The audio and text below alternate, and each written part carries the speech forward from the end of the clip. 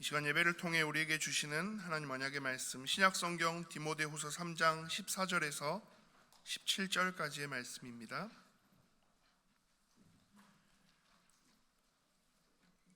디모데후서 3장 14절에서 17절의 말씀 제가 봉독합니다. 그러나 너는 배우고 확신한 일에 거하라. 너는 내가 누구에게서 배운 것을 알며 또 어려서부터 성경을 알았나니 성경은 능히 너로 하여금 그리스도 예수 안에 있는 믿음으로 말미암아 구원에 이르는 지혜가 있게 하느니라.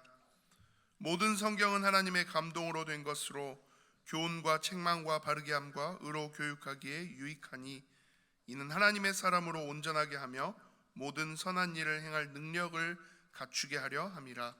아멘. 다시 말씀이라는 제목으로 이성현 목사님 말씀 주시겠습니다.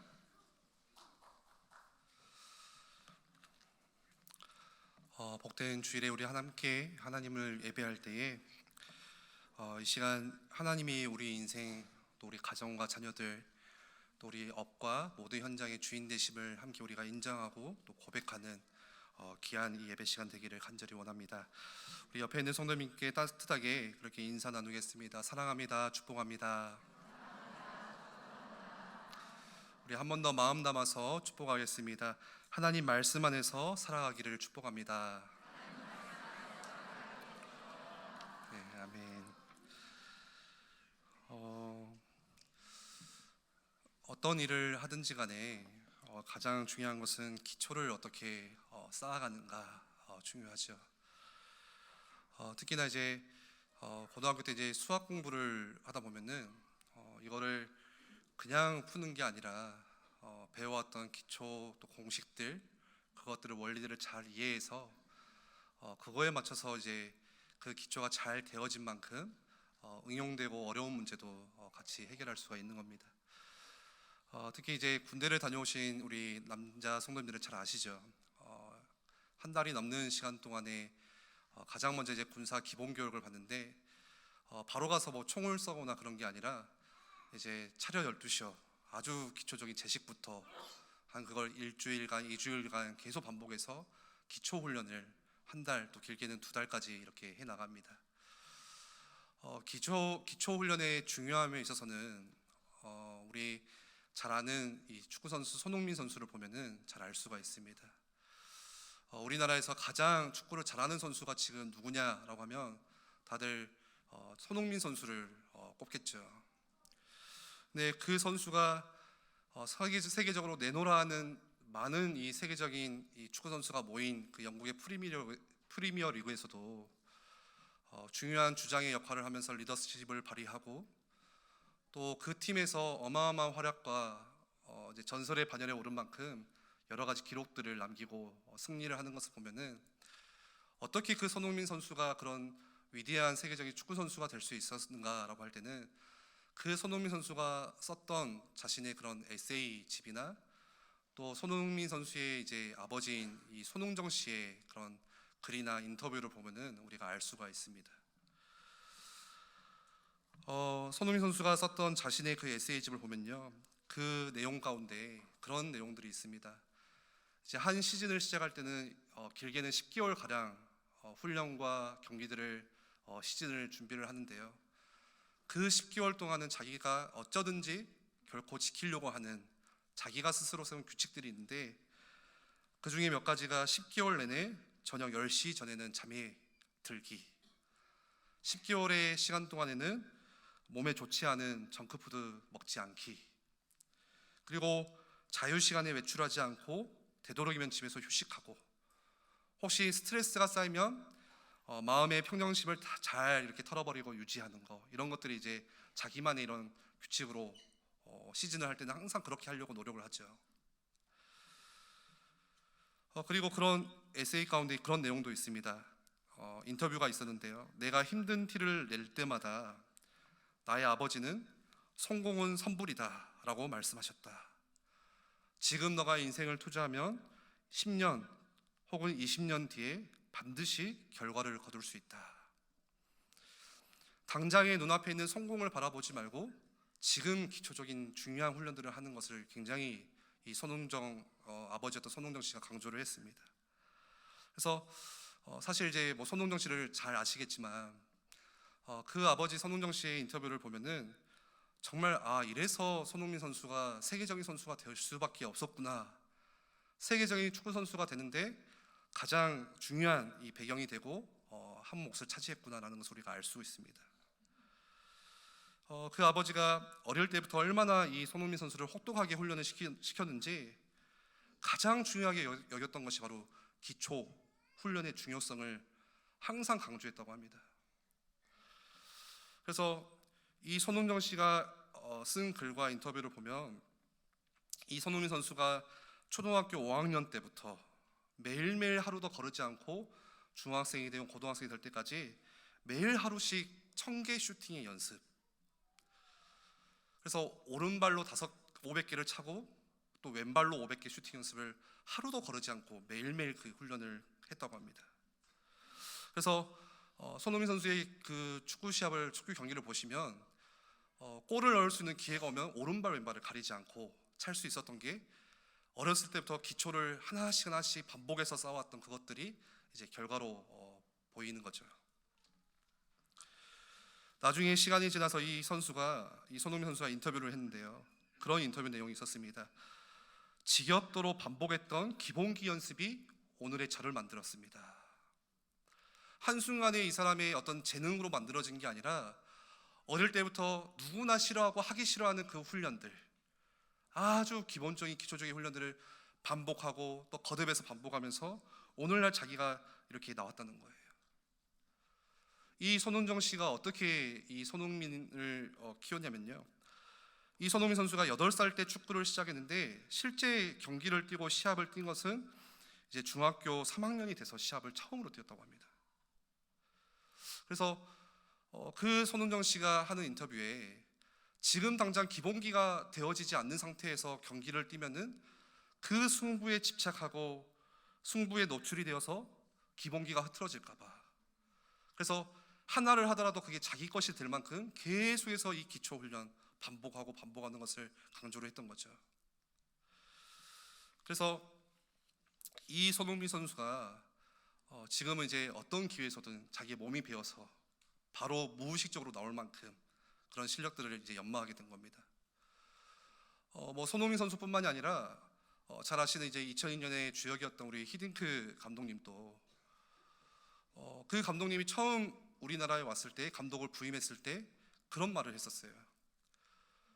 우리나라는 축구 기술이 부족해서 전술이 부족해서 항상 유럽에게 지고 또 남미 팀과 시합을 하면 진다고 생각을 하지만 결코 기술력이 부족한 게 아니다. 무엇이 부족하냐? 기초 체력, 근성이 부족하다. 그래서 비싼 이 연봉을 주고 히딩크 감독을 데려왔는데 당장의 눈에 보이는 성과를 내기 위해서 그런 전술 훈련, 어떤 뭐 기술 태클링을 연마한 게 아니라 입에서 단내가 낼 만큼 계속해서 이 체력 훈련만 몇 년 동안 시켰습니다. 그래서 처음 아마 기억하실 분들도 계실 것 같아요. 이제 다른 국가 간의 경기를 친선 경기를 하면은 그때 처음에 막 5대 0으로 지기도 하고 3대 0으로 지기도 하고 그때 얼마나 많은 사람들이 실망하고 감독을 바꿔야 된다 그런 뉴스와 언론 가운데 사람들이 많이 실망했거든요. 근데 그럼에도 불구하고 아랑곳하지 않고 계속해서 또 반복했던 기초 훈련들, 체력 훈련들 이게 쌓이고 쌓여서 나중에는 어떻게 했습니까? 2002년에 어마어마한 결과를 내게 되죠. 앞으로도 쉽지 않은 그런 결과물을 만듭니다. 앞서 이런 말씀을 드리는 이유가 여러분 우리가 신앙생활하는 것도 동일하게 적용되는 것이 있다면 바로 기초가 중요하다는 거예요. 교회가 기초가 약해져서 또 성도가 기초가 약해져서 교회다운 교회가 되지 못하는 것이고 기초가 약해져서 또 성도다운 성도가 되지 못하는 것입니다. 교회가 허우대만 멀쩡해가지고 사람이 많이 모이는 게 중요한 게 아니라 하나님은 우리를 세상을 살리는 빛과 소금으로 우리를 택하여서 부르셨는데 그 빛의 역할을 우리가 잘 해내기 위한 또 그 소금의 역할을 잘 하기 위해서는 뭐가 중요하냐면 기초가 얼마만큼 우리 가운데 탄탄하게 잘 세워져 있는지가 중요하다는 거예요. 이 기초를 무시해버리고 나는 멋있는 거를 하겠다. 이 기초의 훈련을 중요시 여기지 않고 이거는 너무 힘들고 따분하고 나를 힘들게 하는 것이기 때문에 나는 그냥 교회에서 큰 사역, 많은 사역을 그냥 할래. 그렇게 되면은 우리가 기초가 부실해서 마태복음 5장 13절 말씀과 같이 아무 쓸데가 없어서 밖에 버려져 밟히기도 하고, 또 마태복음 7장 말씀과 같이 우리 인생 가운데 비가 내리고 창수가 나고 홍수가 나고 바람이 불면 부딪힘이 심하여서 무너짐도 심하게 되는 것입니다. 뭐 때문에요? 기초가 약하기 때문에. 그런데 많은 사람들이 기초를 훈련하고 기초로 돌아가고 기초로 세우는 것을 어려워합니다.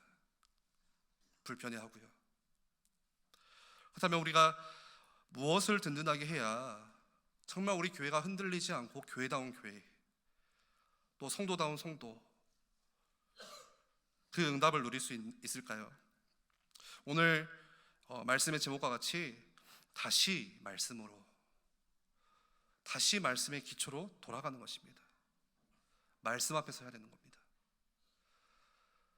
하나님께서 주신 그 말씀을 내가 읽고 그 말씀을 내가 묵상하고 그 말씀 안에서 내가 기도하고 그 말씀에 순종하고 그 말씀에서 내가 실제 삶을 살아내려고 내가 도전하는 것, 그게 우리 신앙생활 가운데 가장 중요한, 제일 중요한 기초 중에 기초가 바로 그겁니다.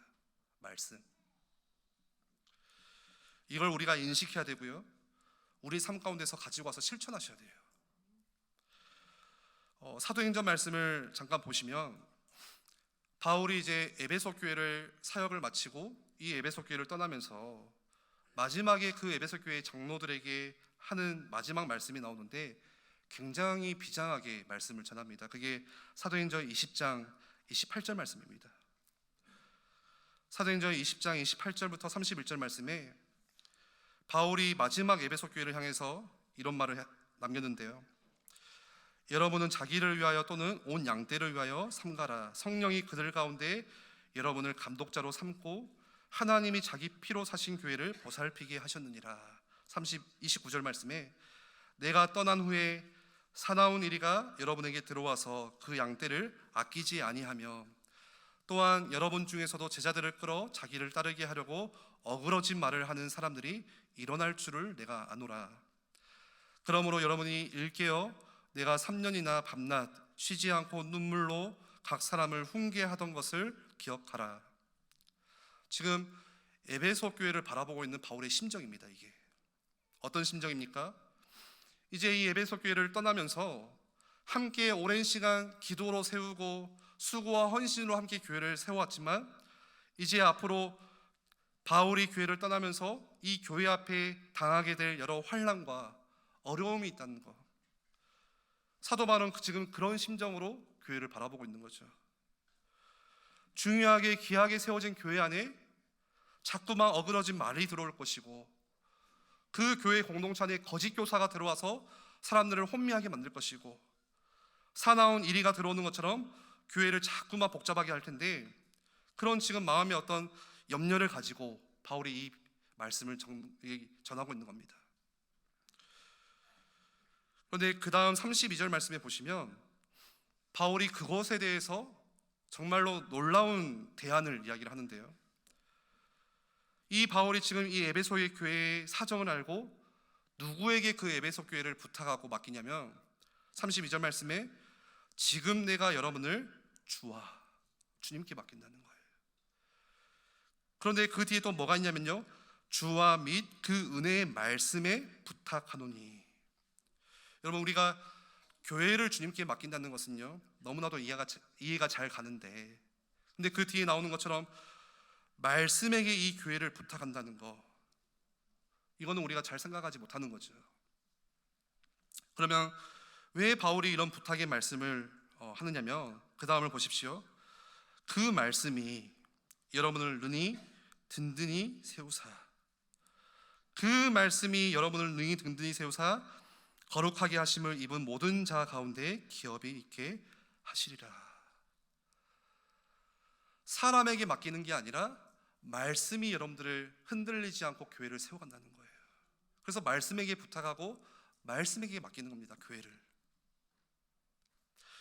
여러분, 이 말씀을 읽으면서 왜 교회가 세상으로부터 무시받고 왜 오늘날 많은 교회들이 사람들로부터 비난을 받아야 되는지, 물론 여러분 세상의 악한 흐름, 자꾸만 교회를 핍박하고 박해하고 방해하는 분명히 악한 세력이 존재합니다.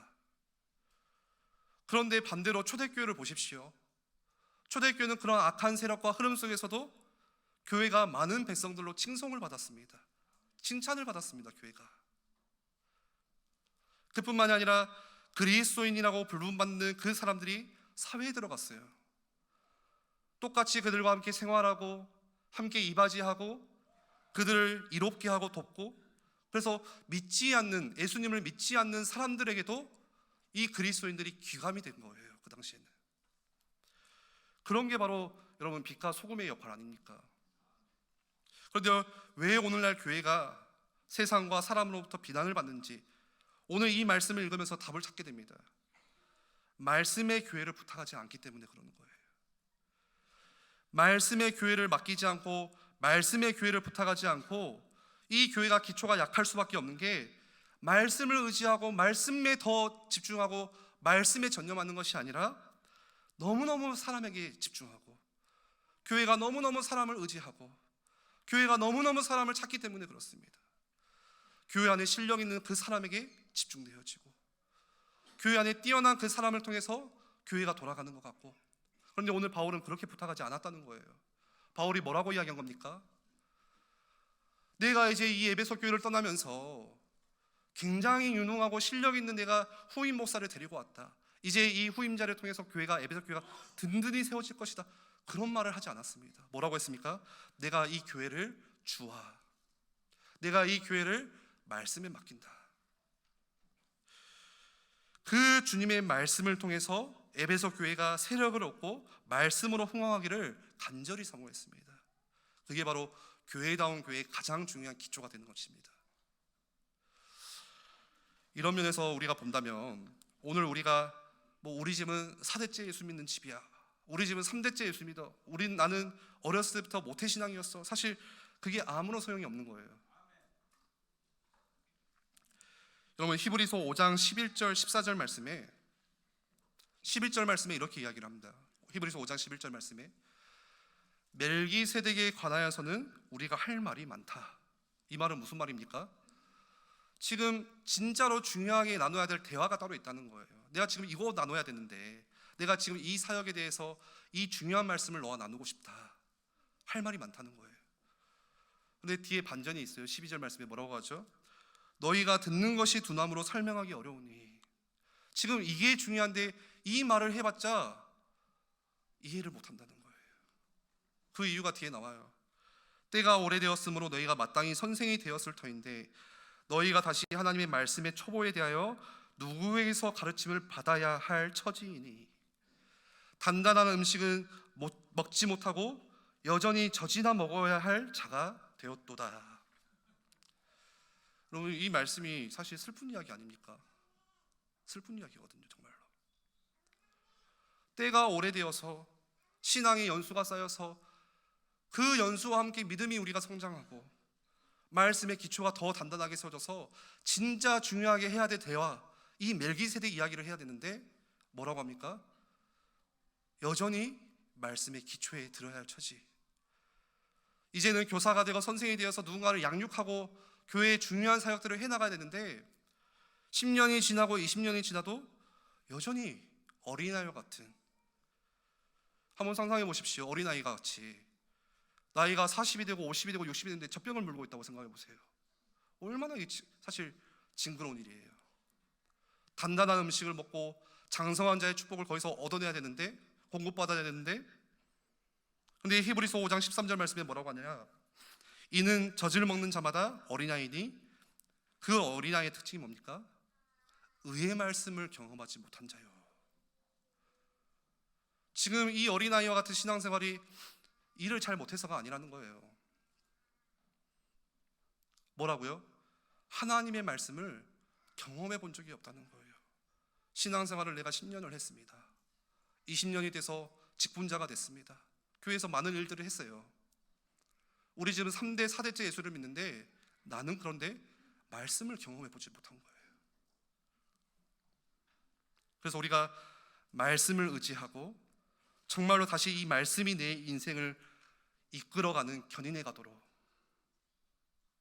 이 견인은 성도의 견인, 인내하고 견디는 그 말이 아니라 이끌어가는 견인, 말씀에 사로잡힌, 사실 내가 말씀을 붙잡는 게 아니라 가만히 보니까 말씀이 나를 사로잡는, 말씀이 나를 이끌어가는 거예요. 성도리째,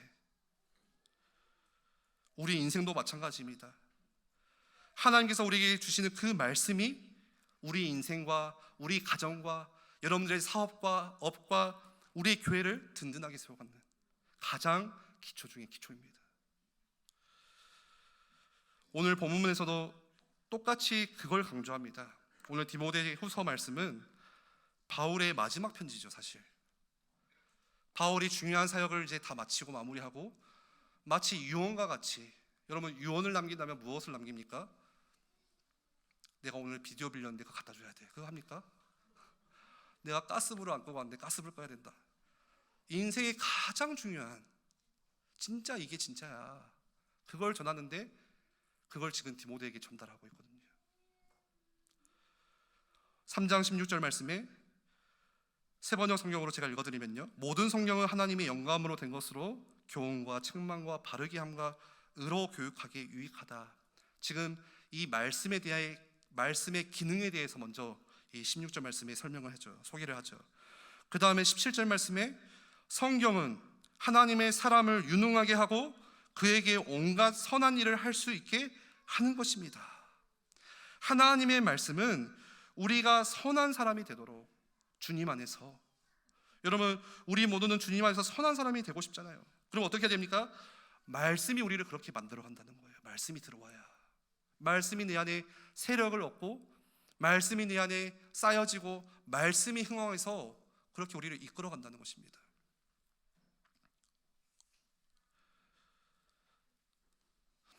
오늘 본문 말씀 디모데후서 3장 16절 17절 말씀에 이 말씀이 여러분들 잘 아는 아주 유명한 말씀이죠. 다 아는 말씀이죠. 그런데 이 말씀의 배경을 잘 몰라요. 이 말씀의 배경은요, 3장 1절에 나옵니다. 사도 바울이 지금 왜 말씀을 붙잡아라, 왜 성경 말씀을 소개하는지 그 3장 1절의 배경을 보시면 사도 바울이 강하게 권면합니다.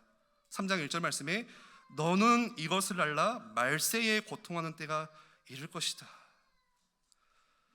고통하는 때가 너희들 인생 가운데 교회 앞에 올 것인데 그 고통의 내용이 무엇입니까? 그걸 2절부터 쭉 나열을 하는 거예요. 사람들이 자기를 사랑하고 돈을 사랑하고 자랑하며 교만하며 비방하며 부모를 거역하며 감사하지 않고 거룩하지 않고 무정하고 원통함을 풀지 않고 모함하고 절제하지 못하고 사나우며 선한 것을 좋아하지 아니하며 배신하며 조급하며 자만하며 쾌락을 사랑하기를 하나님 사랑하는 것보다 더하며. 지금 이 2절부터 4절까지 구조를 보세요.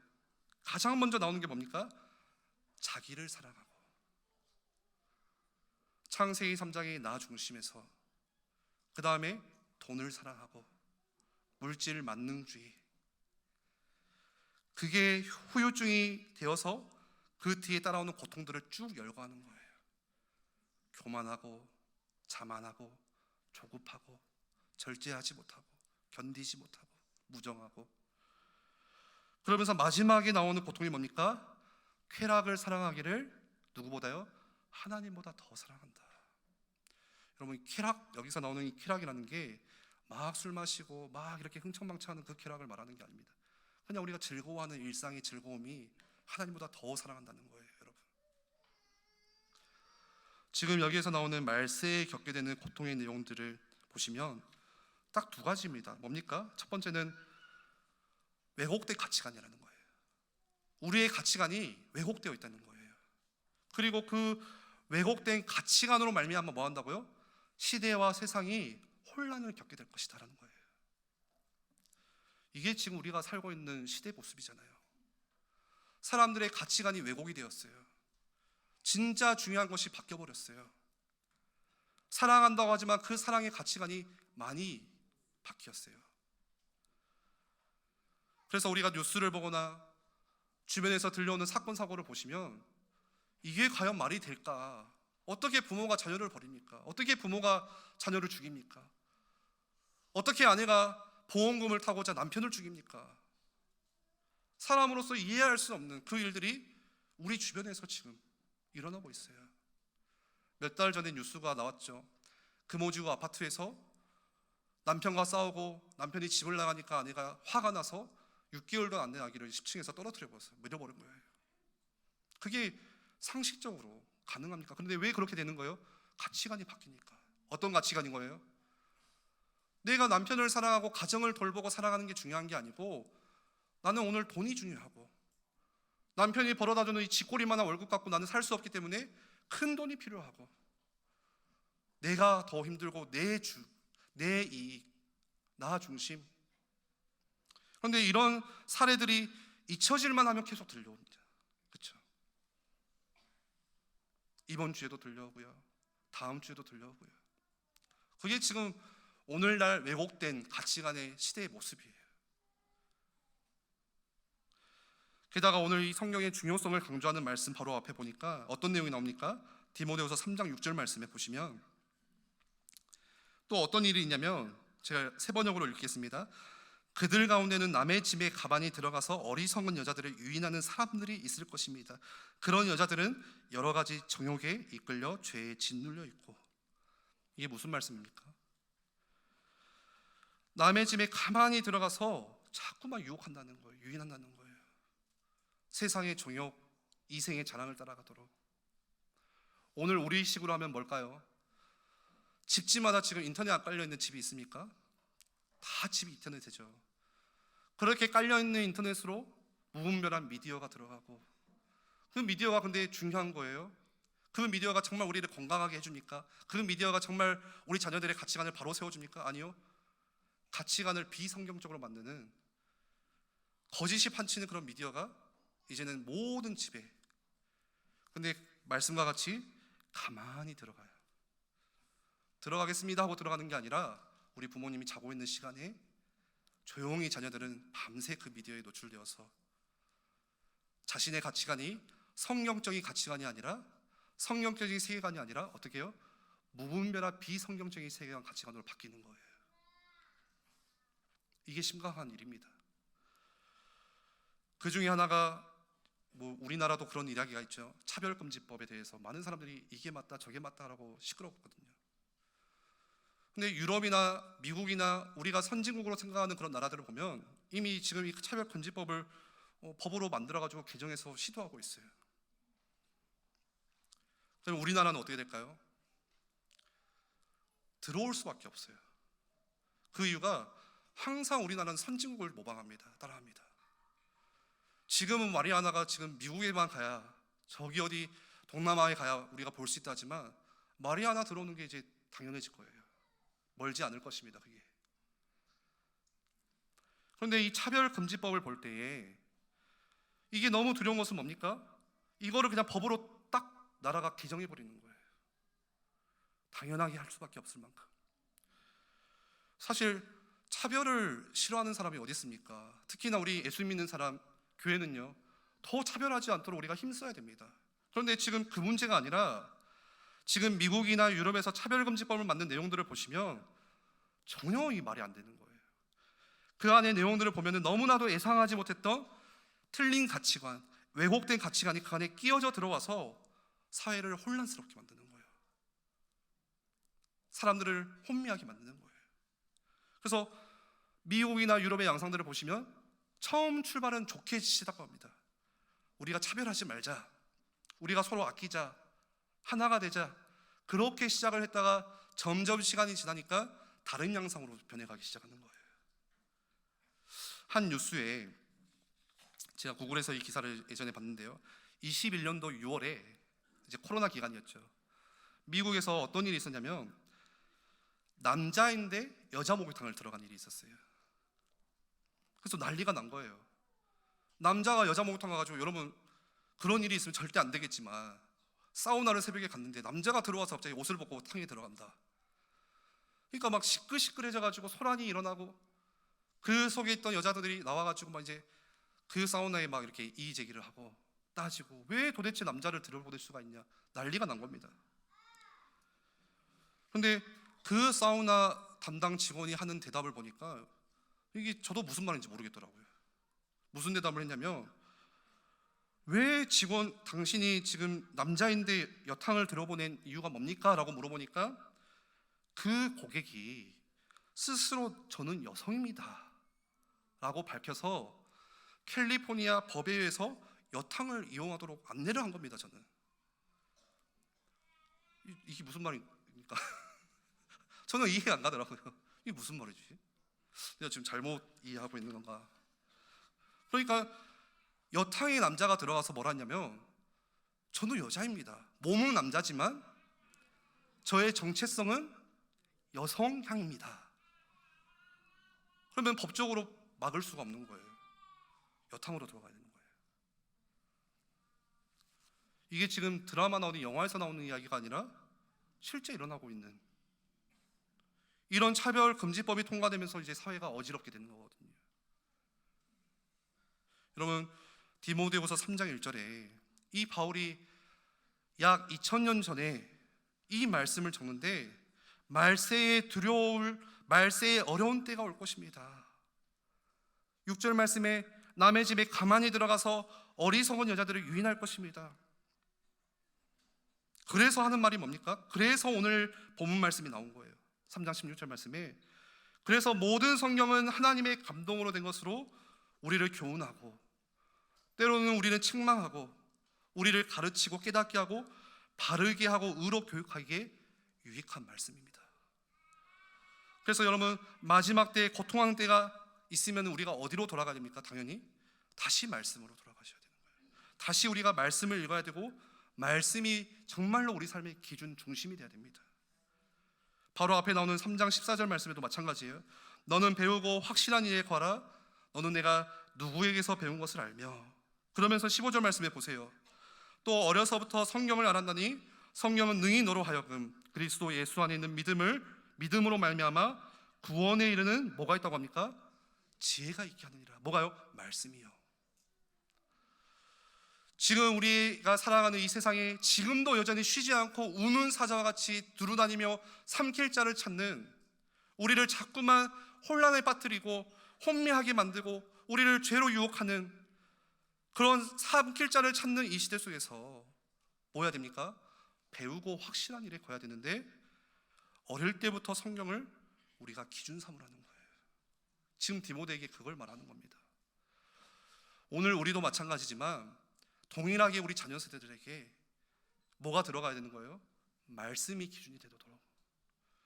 세상은요 자꾸 바뀝니다. 그 세상에 교회가 발맞춰 갈 필요가 없습니다. 가끔 생각하기를, 세상은 이렇게 달려가니까 교회도 이렇게 따라가야지. 교회하고 세상은 추구하는 방향이 달라요.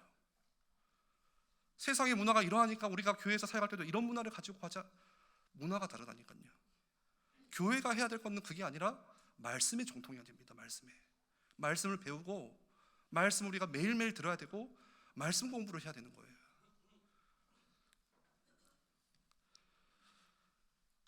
오늘 말씀으로 우리가 보면요, 오늘날 우리 아이들이 말씀이 기초가 되지 않아서 말씀을 너무너무 모르는, 그래서 중고등학교는 내내 뭐에 종통합니까? 말씀에 종통하는 게 아니라 수학 공부에, 영어 공부에, 수학 공식 못 외워가지고 시험 틀려가지고 그것 때문에 울고. 제가 그런 친구들 보면 이야기해주고 싶어요. 야, 너 커가지고 이마트 가서 계산할 때, 나 공식을 못 외워서 나 슬퍼. 그런 법이 없어요. 진짜 너가 사람답게 살려면 말씀으로, 이 말씀이 정말 생명으로. 근데 아이들이 말씀이 뭔지, 이게 신약의 인물인지 구약의 이야기인지 아마 제가 지나가는 아이 붙잡고 창세기 다음에 요한계시록이 하면은 아 그래요 그럴 거예요 아마. 근데 그게 별로 중요하지가 않아요. 그래서요. 창세기 다음에 요한계시록이든 그게 별로 왜요? 말씀이 나하고 상관이 없어요. 말씀이 상관이 없어요. 여러분, 말씀이 우리 자녀들과 우리 아이들과 상관 있게 만들어야 됩니다. 그게 우리 부모님들께 맡겨주신 사역이에요. 말씀이 내 인생과 상관이 있어야 되는 거예요. 위기는 뭡니까? 말씀이 점점 집에서도 사라지고 자녀들에게도 들리지 않고. 그래서 오늘 우리 찬송가 199장 이 찬송가의 가사와 같이 나의 사랑하는 책 비록 헤어졌으나 어머니의 무릎 위에 앉아서 재미있게 듣던 말 그때 일을 지금도 내가 잊지 않고 기억합니다. 근데 우리 어른 성도님들은 이 말씀이 막 사무칠 거예요. 아 그렇지, 나 어렸을 때 할머니가 학교 마치고 들어오면 우리 아빠가 우리 엄마가 말씀 읽어주고 기도해주고 말씀 이야기해주고 3절 4절 가사처럼 그때 일은 지나고 내 눈에 환하오 어머니의 말씀 기억하면서 어머니가 읽으면서 눈물 흘리신 거 나도 시시때때로 성경 말씀을 읽으며 주의 뜻을 살아가렵니다. 귀하고 귀하다 우리 어머니가 들려주시던 재미있게 듣던 말 이 책 중에 있으니 이 성경 말씀 심히 사랑합니다. 마음이 사무치잖아요. 근데 우리 아이들은 몰라요. 이거를 기억이 안 나는 거예요. 말씀을 언제 읽어줬지? 집에서 말씀 읽는 소리가 사라지니까요.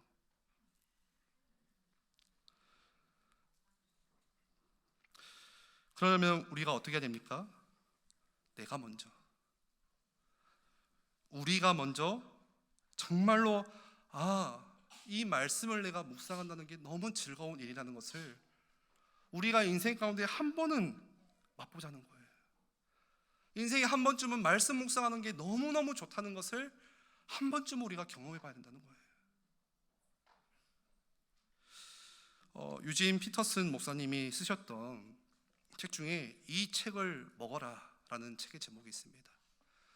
근데 그 책을 보시면은 그 책 내용에 이제 제가 내용을 발췌를 했는데요. 거기서 이제 유진 피터슨 목사님이 자기가 대형 견을 산책하면서 이렇게 느꼈던 것들을 이렇게 써놓은 거예요.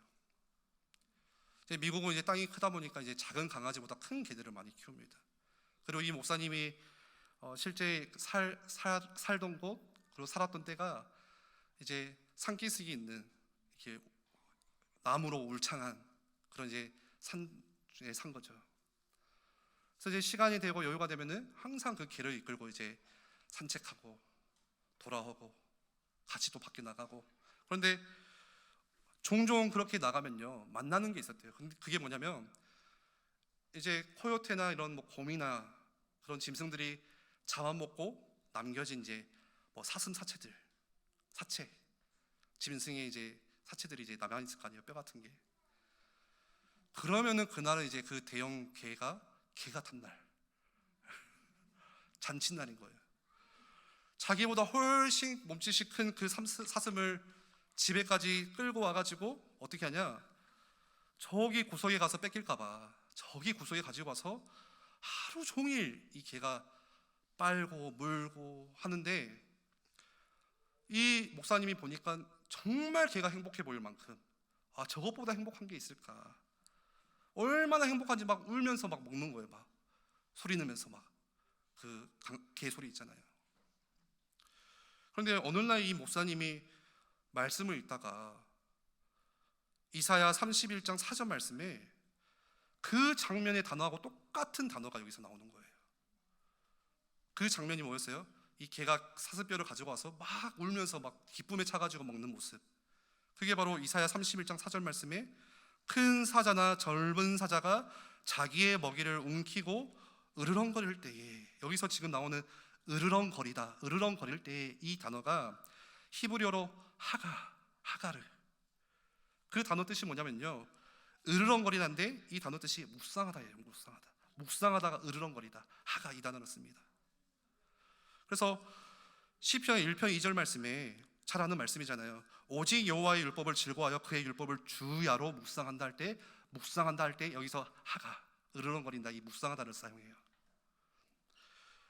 그리고 시편 63편 6절 말씀에도 내가 나의 침상에서 주를 기억하며 밤중에 주를 묵상할 때에 다윗이시죠. 밤중에 주를 묵상할 때에도 하가 으르렁거린다, 묵상하다 이 단어를 히브리어로 씁니다. 그러니까 어떤 느낌이에요? 혹시 우리 성도님들 가운데 강아지 키우시는 집이 있습니까? 오늘 집에 가가지고 한번 이 돼지뼈를 한번 잘 삶아가지고 한번 던져줘 보세요. 꼬리를 막 치고 난리를 치면서 이제 눈이 아주 그냥 막 꿀이 떨어질 겁니다. 이제 강아지가 당장 어떻게 합니까? 그거 들고 이제 구석으로 가가지고 그 막 물고 빨고 거의 반나절을 그렇게 하겠죠. 그래서 막 그르릉거리고 막 으르릉거리고 하는데 그게 어떤 모습이에요? 하가 강아지가 묵상하고 있구나 그런 거예요. 강아지가 뭔가 기쁨에 겨워서 즐거워서 계속 그거를 물고 빨고. 여러분 시편 119편 103절 말씀에 주의 말씀의 맛이 내게 어찌 그리 단지요 내 입에 꿀보다 더 다니이다. 이 시편의 기자가 말씀이 꿀보다 훨씬 달래요. 자기가 보니까. 여러분 우리도 이거 한번 맛봐야 되지 않겠습니까? 기초 중에 기초. 그러면서 한 가지 질문을 드립니다. 오늘 나는 무엇이 즐거움의 대상이 무엇인가? 지금 이 강아지는 걔는 하가 이게 너무 기뻐가지고 즐거워서 울면서 그거를 하루 종일 그거를 물고 빨고 맛보고 묵상하는데 여러분 나의 즐거움의 대상은 지금 뭡니까? 우리의 가치관이 바뀌면요 즐거움의 대상도 바뀌어요. 그거는 당연히 따라오는 거겠죠. 여러분 나의 즐거움이 돈에서 오지 않아요. 그러면 어떤 성도님들 그렇게 말씀할 수 있어요. 아유 이 목사가 돈을 많이 안 벌어봐서 그렇지. 예, 맞습니다. 있다가 사라지는 것은 우리의 만족을 채워줄 수가 없어요. 그런데 돈이 우리 인생의 진짜 즐거움이 돼야 쾌락과 성공과 인기가 정말 나에게 만족이냐? 그렇지가 않아요. 제가 뭐 큰 교회에서 큰 사역을 하고 그게 나의 타이틀이 되어가지고 그게 나의 만족이 아니라 뭐가 우리에게 만족이 되야 됩니까? 조용한 시간에 말씀을 내가 묵상하고 기도하고 그 속에서 하나님과 깊이 교제하고 그게 너무 기쁜 거예요. 그게 나에게 기쁨이고 즐거움이 되는 거. 그게 우리의 즐거움의 대상이 될 줄. 이 유지 피터스 목사님이요 살아계실 때 정말 많은 사역들을 하셨어요. 많은 정말 신학생들이 꼭 읽어야 되고 또 우리 성도님들이 반드시 읽어야 되는 그런 신학 서적들을 많이 적으셨고 이제 메시지 성경도 아실 거예요. 그뿐만이 아니라 중요한 사역들을 섬겨가고 심지어 이제 많은 그리스도인들의 멘토가 되기도 했는데 그런데 이 목사님이 뭐라고 말씀을 했냐면 많은 사역들 어떤 때는 비행기 타고 설교하러 가고 어떤 때는 쉬지 못할 만큼 많은 사역들이 있었지만 단 한 번도 나의 즐거움의 대상은 사역이 아니었습니다. 나의 즐거움의 대상은 뭐였냐? 그 목사님의 말이에요. 주말이나 또 주일날 사역을 마치고 나면은 사랑하는 아내와 함께 산책하면서 같이 말씀을 곱씹어보고 그 시간에 조용히 말씀을 또 생각해보고 필요하다면 대화도 잠깐 나누고 헛소리로 찬양을 흥얼거리고 그게 자기에게는 인생이 가장 중요하고 가장 행복했던 시간이었대요. 죽는 날까지. 아무리 시간이 없어도 그래서 그 시간만큼은 주일날 반드시 가지려고 핸드폰도 꺼놓고 연락도 받지 않고 찬송가 442장의 가사와 같이 저 장미꽃 위에 있을 아직 맺혀있는 그때에 귀에 은은히 소리 들리니 주의 음성 분명하다. 여러분 새벽 아침에 이슬이 아직 맺혀있는 그 시간에 뭐 하는 거예요? 조용히 내가 하나님 말씀을 읽고 생각하고 곱씹어 보다 보니까 그 속에서 조용한 가운데 하나님의 음성이 우리 마음 가운데 채워진다는 거예요. 엘리야 선지자가 로데나무 밑에서 힘을 얻어가지고 갔을 때 하나님께서 어디서 보여주셨습니까? 큰 강한 바람도 아니었고 지진도 아니고 불도 아니었어요. 여러분 신앙생활 우리가 착각하는 게 그거예요. 큰 사역에 하나님이 계신다. 큰 응답 가운데 하나님이 계시지. 근데 조용한 세미한 음성 가운데 하나님은 거기에 계셨어요. 엘리야에게. 엘리야의 생각을 완전히 바꿔주는 계기였습니다. 주님 나와 동행을 하면서 나를 친구 삼으셨네. 우리 서로 받은 그 기쁨을 알 사람이 없도다. 하나님과 조용히 함께 교제하고 동행하다 보니까 그 속에서 나눴던 기쁨과 감사와 만족과 즐거움이 누가 아는 겁니까? 나만 아는 거예요. 내 옆 사람이 모르는 그 기쁨. 밤새도록 주님과 동행하려 하나 괴로운 세상에 할 일 많아서 나를 가라 명하신다. 너무 기쁜 거예요. 가기 싫은 거예요. 그냥 하나님과 함께하는 게 너무 애독과 같이 좋은 거죠. 그런데 우리에게 맡겨진 괴로운 세상에 할 일만, 나를 보내신 이유, 그것 따라 또 가는 겁니다. 말씀을 마무리합니다. 전도자 문희 목사님이 이런 말을 했어요. 성경은 지식을 쌓기 위해서 주어진 것이 아니라 삶의 변화를 위해서 주어진 것입니다. 여러분, 말씀을 읽으시다가 이게 우리 가운데 지식이 되기도 하겠죠, 당연히. 근데 사실 하나님께서 우리에게 말씀을 주신 것은 지식 자랑이 아니라는 거예요. 이번에 우리 성경 백독 읽기 하고 있잖아요, 다 같이. 내가 먼저 빨리 읽어야지, 나는 삼독 사독 해야지, 그게 남들하고 신앙의 어떤 척도가 견줄 게 아닙니다. 그거는 1독을 하시든 2독을 하시든 중요한 건 뭡니까? 삶의 변화가 이어져야 되는 거예요. 말씀의 기능이 그거예요. 우리의 지식 자랑이 아니라 말씀이 삶에서 나오는 거예요. 그래서 우리가 말씀을 가까이 하고 말씀을 묵상하면요, 사람이 바뀌어요. 어떤 성도님이 그런 고백을 했어요. 예수 믿으니까 정말 바뀝니다.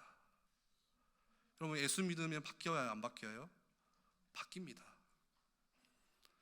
저는 제 속에도 끝내 부정하는 게 그래도 안 바뀐다고 생각하는 게 몇 가지가 있어요. 내 고집. 하나님이 주신 다양성, 지난주 말씀처럼 다양성인데 이걸 왜 바꿔? 그런데 여러분, 예수 믿잖아요. 말씀이 내 안에 세력이 얻잖아요. 사람이 바뀌더라고요. 그게 성령의 열매잖아요. 갈라디아서 5장에 우리 안에 없던 사랑이 오고, 우리 안에 없던 인내가 생기고, 온유함이 오고, 절제가 생기고, 그게 말씀의 능력이고 예수님이 살아계시다는 증거잖아요. 그래서 결론을 맺으면서 누가복음 24장 32절 말씀에 예수님께서 십자가 지시고 제자들이 흩어졌습니다. 도망갔어요, 실망해서. 근데 누가복음 그 24장 32절 말씀에 누가 나옵니까? 예수님께서 십자가 지신 다음에 너무 절망해서 엠마오로 향해 가는 두 제자가 나오는데 예수님께서 찾아오세요, 부활하신 예수님이. 그래서 부활하신 예수님께서 뭐라고 말씀하시죠? 뭘 하시죠 거기서? 그들이 서로 말하되 길에서 우리에게 말씀하시고 우리에게 성경을 풀어주실 때에, 부활하신 예수님께서 찾아오셔가지고 말씀을 주시고 성경 말씀을 풀어주시면서 어떻게 됩니까? 이 두 사람의 대화가 너무나도 중요해요. 우리의 마음이 뜨겁지 아니하더냐. 다 실망하고, 혹시 오늘 이 예배 자리 가운데 너무 실망한 나머지 낙심해 있는 분들 계십니까? 뭔가 지금 내가 뜻한 대로 잘 되지가 않아가지고 마음이 무너져 있는 분 계십니까? 부활하신 예수님께서 우리에게 찾아오셔서 말씀을 주세요. 부활하신 예수님을 우리가 어떻게 만나요? 산신령 만나는 게 아니라 말씀으로 우리를 만나주시는 거예요. 그 말씀을 우리 가운데 들려주시고 말씀하시고 풀어주실 때에 우리의 마음이 뜨겁지 아니하더냐. 여러분, 우리 애일교회가 정말 회복해야 될 게 말씀이 들려질 때의 마음의 뜨거움, 말씀이 내게 떨어졌을 때 말씀에 반응하는 거, 그 영적인 감각들. 실망하고 절망해 갔던 그 제자들이 그래서 어떻게 합니까? 다시 예루살렘으로 발길을 돌리잖아요. 그 뜨거운 마음 가지고. 여러분, 그래서 이번 주에 정말로 다시 우리가 도전하기 원합니다. 정말로 행복한 그리스도인, 정말로 내가 성숙한 그리스도인이 되고 싶다면 뭐부터 시작하셔야 돼요? 기초. 아침에 말씀 피셔요. 말씀을 읽으세요. 성경 말씀을 읽으시기 바랍니다. 한 구절이라도 괜찮습니다. 오늘 일이 바쁘다면요, 한 절이라도 괜찮아요. 그렇게 하루하루 기초를 다지면서 한 장을 읽어가시고, 5분만 읽었던 그 시간을 나중에는 이어져서 10분 읽기를 연장하시고, 그래서 오늘 말씀과 같이 죽은 사슴의 뼈다귀를 놓고서 너무너무 행복에 겨워서 너무너무 즐거워서 하가, 소리를 내면서 밤새 그거를 물고 빨고 만족하고 기뻐하는 그 행복이 우리의 삶에 반드시 다시 경험되어지고 있기를 정말 그리스도의 이름으로 축원드립니다. 그 기쁨과 행복이 있을 때에 자녀들이 보겠죠. 아, 우리 엄마는, 우리 아빠는 문제가 있는 것 같고 우리 가정이 조금 어려운 것 같은데 왜 행복해 하실까? 내게 들려주시던 성경 말씀, 나중에 우리 자녀들이 그거 기억해야 됩니다. 그래서 이번 한 주간 다시 우리가 결단하고 도전하기를 간절히 원합니다.